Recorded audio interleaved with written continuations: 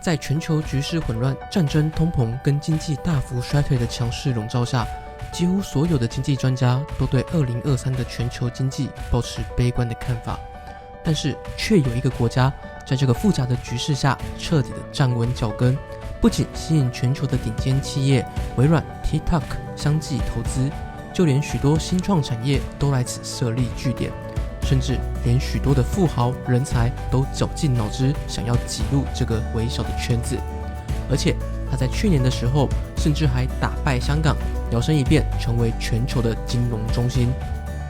究竟这个只有台北市2个半大小左右的国家新加坡是如何利用自身的优势吸引全球的企业进驻，而他又是靠什么手段抢夺全球人才，并让他们在此落地生根？而台湾又是否有什么可以借鉴的地方？就让我们继续的看下去。大家好，我是 Coco， 这频道主要就是分享一些商业故事，以及偶尔做一些带团遇到的事情。喜欢的话，也请帮忙订阅、分享小铃铛。废话不多说，就让我们进入这期的内容。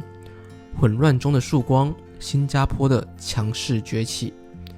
之前影片有稍微介绍过。新加坡它是如何从一个小渔村发展成如今强大的国家，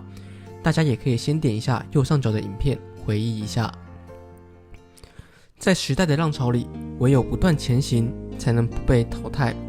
去年9月，新加坡的2大金融盛会不仅吸引了全球关注，更是让许多的金融巨擘、科技大厂都争相参展，线上人数更是不下万人。然而特别的是，一向以上位者姿态的香港，这次不仅参与人数少了新加坡3万多人之外，连演讲者都少了许多，也让新加坡格外受到了更多人的关注。为何在俄乌战争、全球通膨、中国疫情的危机下，许多人才举家迁移而来，而新创产业更是以此为据点拓展海外，甚至连美国的金融巨擘摩根斯丹利都选择在此举办全球的法说会。这一切的原因不只与新加坡本身的国家策略息息相关，更是与其深信人才建国脱不了关系。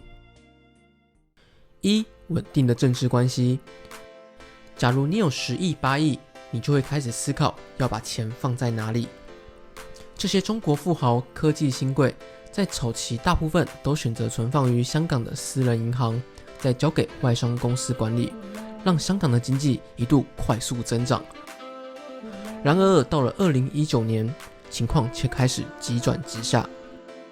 当香港政府提出逃犯条例修正草案，我话讲完，谁赞成谁反对，不仅造成了后面的反送中事件，更是让许多投资香港的外资企业以及本土富豪开始思考钱要转去哪里。而2022年到现在还没结束的俄乌战争，不仅对欧美的经济和产业造成了严重的危机，更让这批有钱人也开始同样出走。而身为亚洲金融中心的新加坡，从1959年人民行动党执政以来，至今已经超过60年。这道稳定的政治关系，不仅对于许多富豪和企业的资产都是相对保障，其治下的国家发展更是受到外界的一致好评，也让新加坡逐渐成为这些资金的流亡出口。2. 网罗全球的精英企业。成立于1961年的新加坡经济发展局，简称 EDB， 是负责制定和实施商业与投资策略的主导机构。然而，它还有一项最终的任务，就是新加坡的海外人才发掘。从全球知名药厂辉瑞、Google、台湾的台积电等等的知名企业纷纷到新加坡设点，而不仅这些成熟的企业，一些有潜力的新创团队、尚未上市的高科技公司、耶鲁大学等等的学校，也都是他们挖掘人才的水池之一。而促成这一切的幕后工程， EDB 绝对是关键角色。曾有人说过，如果你在台湾想要了解自己的身份背景，去选举，就有人可以帮你调查清楚。然而这句话同样套到新加坡在招揽人才方面，更是许多人共同的心声。曾有被 EDB 主动接触的台湾半导体负责人说过，他们的调查是真的很细，不仅会主动拜访他们海外据点的办公室，甚至掌握了他们的海外差旅行程，而且一旦他确定你就是他们所需要的企业或是人才，便会举国家之力来设计一套几乎难以拒绝的优惠措施来邀请加入，并且连移民、小孩上学等等的相关问题都会帮你处理的妥妥帖帖，可见他们对于人才及企业的重视。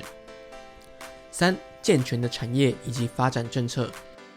在新加坡申请成功的新创产业，对许多投资人来说都具有强烈的魅力，因为在新加坡，政府不仅对企业有完善的体制与管理，而且它的金融相对稳定跟透明，更是拥有强大的基础建设和交通脉络，让企业可以以此为中继站，拓展到亚洲的各个国家。另外，对于新创产业，更是倾国之力在投资发展，不仅对外网罗人才，对内更是从各个学校便开始培养跨国经验，其中又以海外学院计划最为出名，让他们在毕业之前并有机会接触新创业务，毕业后即可投入发展。然而不仅如此，政府更是提供资金、地点以及协助国际企业投资这些新创产业，并举办新创内的人才交流，不仅解决了新创最大的问题资金不足，更是让新创的风气在新加坡开始蓬勃发展，像是在台湾已经打出知名度的 Shopback 就是其中之一。从李光耀总理建国以来，新加坡早就面临了数次危机，从1970年代的印度支那战争、97年的亚洲金融风暴、08年的美国次贷风暴，以及18年的中美贸易战和最近的 COVID-19， 每项危机都足以动摇国本，甚至导致其灭亡。然而，他不仅可以坚强地抵过每次困难，并且次次都把危机变成机会，让他的经济实力被全世界给认可。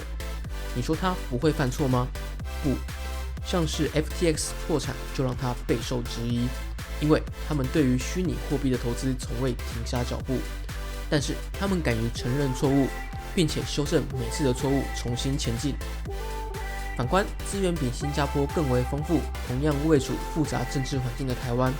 相较于新加坡锁定科技人才技术、提升国家竞争力为目标的产业政策，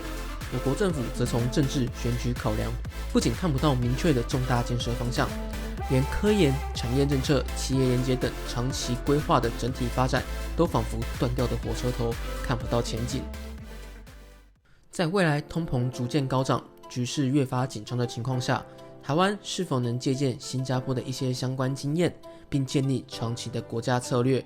并彻底打破一直以政治选举为考量的经济政策？就让我们继续的看下去吧。以上就是这期的内容，喜欢的话再请帮忙订阅、分享小铃铛。我是 Coco， 我们下次再见。